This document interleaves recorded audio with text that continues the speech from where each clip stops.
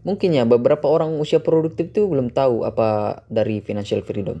Nah, mungkin singkatnya financial freedom itu seperti istilah dalam suatu keadaan seseorang yang sudah bisa memenuhi kebutuhannya hanya dari return investasinya. Dengan kata lain, orang ini sudah tidak terikat dengan pekerjaannya maupun waktunya. Pertanyaannya, berapa nih uang yang kita butuhkan untuk bisa hidup dari return investasi kita tadi? Jawabannya tergantung. Kenapa? Karena kebutuhan hidup orang itu berbeda-beda. Tentu uang yang disiapkan juga harus berbeda gitu kan.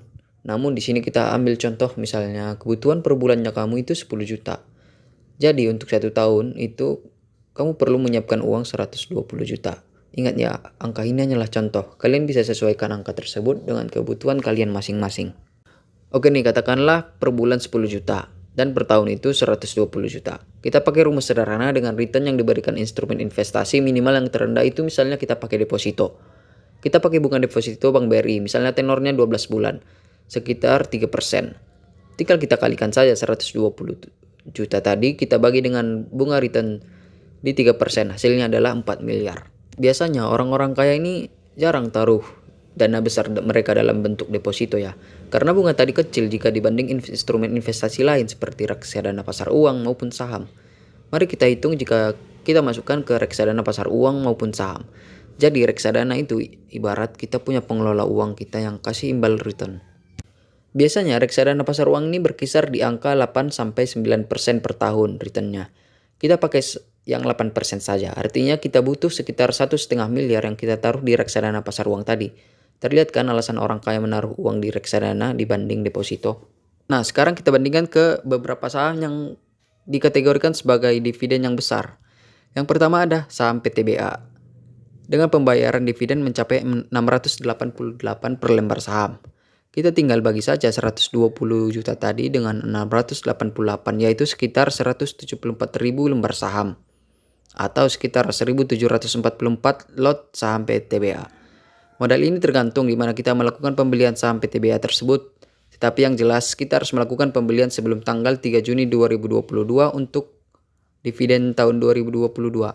Misalnya jika kita beli di tanggal bulan April di harga 2.240, artinya kita hanya perlu mengeluarkan uang 390 juta untuk mendapatkan return 120 juta tadi. Yang kedua, ada ITMG yang terkenal royal dalam membagikan dividen, yaitu di angka 3.040 per lembar saham. Artinya kita butuh 395 lot saham ITMG dengan modal tergantung juga di mana kita melakukan pembelian tadi.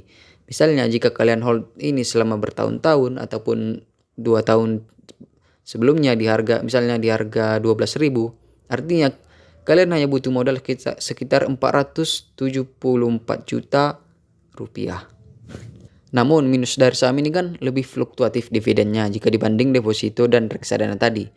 Angka-angka dividen tadi bisa jadi berubah-ubah, bahkan tidak ada pembayaran dividen dalam tahun itu. Nah, sebelum kita taruh uang tadi untuk financial freedom, kita perlu pahami beberapa hal yang perlu kita siapkan. Yang pertama, misalnya kita sudah mempunyai tabungan yang cukup, dana darurat yang baik, dan yang paling penting adalah tidak ada hutang maupun cicilan yang besar, dan menerapkan hidup yang sederhana. Namun semua itu hanya opsi ataupun pilihan yang berbeda dari setiap orang. Ada yang memang fokus financial freedom tanpa ada usaha dan lain-lain. Ada juga yang tetap menerapkan financial freedom, tapi ada juga usaha yang digelutinya alias menyelam sambil minum air. Dapat 2 return yang jumbo seperti itu. Dan pertanyaan yang timbul adalah, bagaimana mencapai uang yang ratusan juta tadi?